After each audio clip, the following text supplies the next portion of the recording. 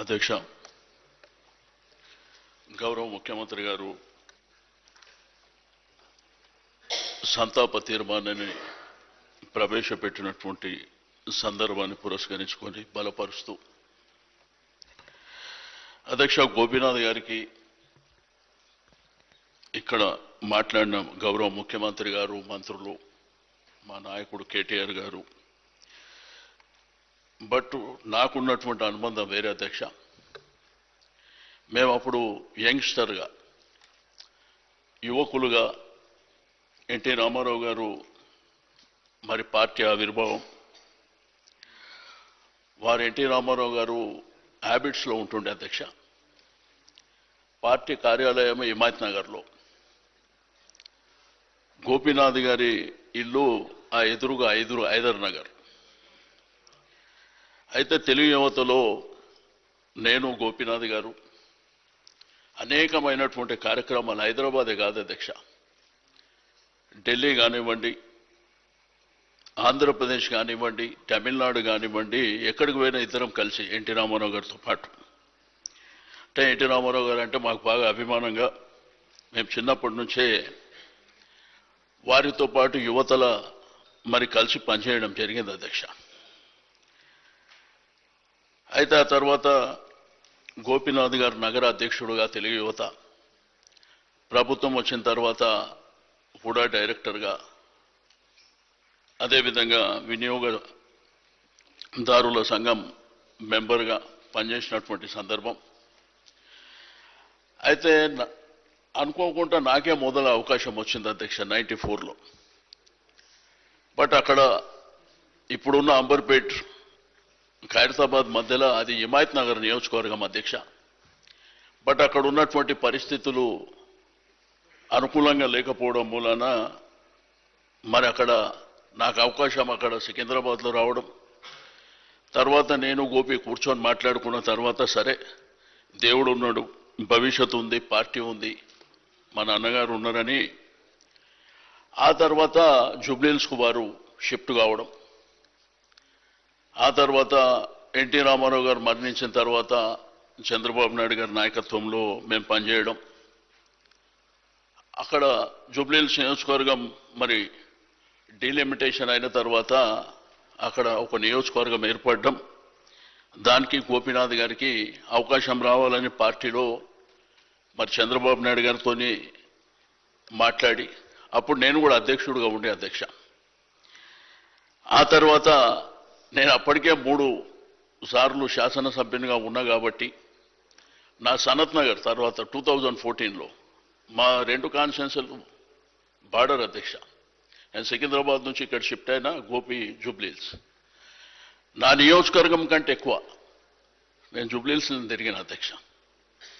ఎందుకంటే నాకు ఎప్పుడో 15-20 ఏళ్ల కింద అవకాశం వచ్చింది, తోటి యువకులం ఇద్దరమే, కానీ గోపికి ఫస్ట్ టైం అవకాశం వచ్చిందని ఇక బోరబండ, ఈసుగూడ, రైమత్ నగర్, ఎర్రగడ్డ, షేక్పేట్, వెంగళరావు నగర్, జూబ్లీహిల్స్లో ఉన్నటువంటి స్లమ్స్, నేను ఎట్టి పరిస్థితుల్లో గోపి గెలవాలనేటువంటి సంకల్పంతో పనిచేసినాం అధ్యక్ష. బట్ మొదటిసారి ఎమ్మెల్యే అయిన తర్వాత ప్రజలకు అందుబాటులో ఉండడం, నిరంతరంగా అంటే ఒక ప్రభుత్వ కార్యక్రమాలే కాకుండా తన సొంత కార్యక్రమాలు కూడా డిజైన్ చేసుకుంటుండే, ఒక పండుగలు వచ్చినా సొంతంగా కార్యక్రమాలు చేసేటువంటి వ్యక్తిత్వం అధ్యక్ష. ఆ తర్వాత 2 రాష్ట్రాలు అయిపోయినాయి. అప్పటికి గౌరవ ముఖ్యమంత్రి గారు రేవంత్ రెడ్డి గారు, మేము, గోపీనాథ్ గారు అందరం కలిసే పనిచేసినాం. ఆ తదనంతరము 2 రాష్ట్రాలు అయిపోయినాయి కాబట్టి మరి గౌరవ పెద్దలు కేసీఆర్ గారు మాతో మాట్లాడినప్పుడు, 2 రాష్ట్రాలు అయినా మనం కలిసి పనిచేసుకొని మన రాష్ట్రాన్ని అభివృద్ధి చేసుకుందాం అన్నప్పుడు మేమందరము మరి ఇక్కడ టీఆర్ఎస్ పార్టీలో చేరడం, కలిసిమెలిసి పనిచేస్తుంటాం అధ్యక్ష.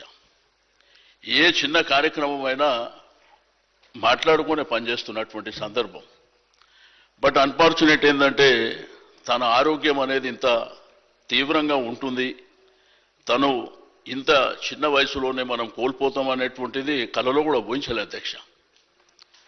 చనిపోయే ముందు 25వ తారీఖు నాడు మా తమ్ముడి డిన్నర్ ఉంటే నాకు ఫోన్ చేసి ఉదయమే ఇంటికి వచ్చి ఇద్దరం కూర్చొని 1 గంట సేపు మాట్లాడుకున్న తర్వాత తనకు తన విషయాలు నాతో షేర్ చేసుకున్న తర్వాత నేను చెప్పిన రేపు డిన్నర్ అయినాక నేను ఆస్ట్రేలియా పోతున్నా, వచ్చిన తర్వాత కూర్చొని మాట్లాడుకొని ఇబ్బందులు లేకుండా చూసుకుందామంటే అనుకోకుండా మరి వారు మరణించడం నిజంగా అధ్యక్ష, మరి అది దేవుడు, జననం మరణం అనేది మన సర్వసాధారణమైనప్పటికీ పేదలు ప్రేమించేటువంటి, ప్రజలు ప్రేమించేటువంటి ఒక గొప్ప నాయకుడిని కోల్పోవడం అనేది చాలా బాధాకరమైనటువంటి అంశం అధ్యక్ష.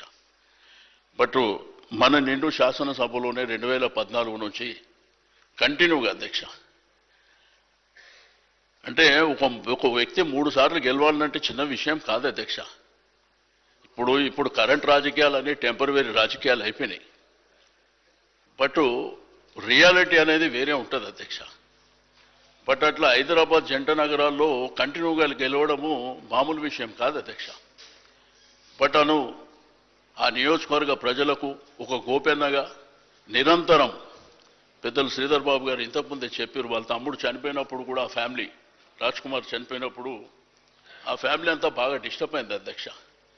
తల్లి కానివ్వండి, వాళ్ళ అన్న కానివ్వండి, గోపి కానివ్వండి, నేను ఎప్పుడు ఆడనే ఉంటుంటే అధ్యక్ష. మా పార్టీ ఆఫీస్ ఎదురుగానే ఇల్లు ఉంటుండే, ఎదురుగా హైదర్ నగర్లో.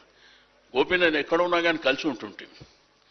బట్ ఈ విధంగా శాసనసభ్యుడిగా 3 సార్లు ఉన్న తర్వాత శాసనసభ్యుడిగా మరణించడం అనేది కూడా చాలా బాధాకరమైనటువంటి అంశం. తప్పకుండా మరి ముఖ్యమంత్రి గారు సంతాప తీర్మానం ప్రవేశపెట్టిన దాన్ని బలపరుస్తూ ఆ కుటుంబానికి ఆ భగవంతుడు ధైర్యాన్ని ఇవ్వాలి. తప్పకుండా ఇప్పుడే కేటీఆర్ గారు, హరీష్ రావు గారు వారు హాస్పిటల్ ఉన్నప్పుడే మిగిలిన కార్యక్రమాలన్నీ జరిగే వరకు పార్టీ అన్ని విధాలుగా అండదండలు ఉంది. తప్పకుండా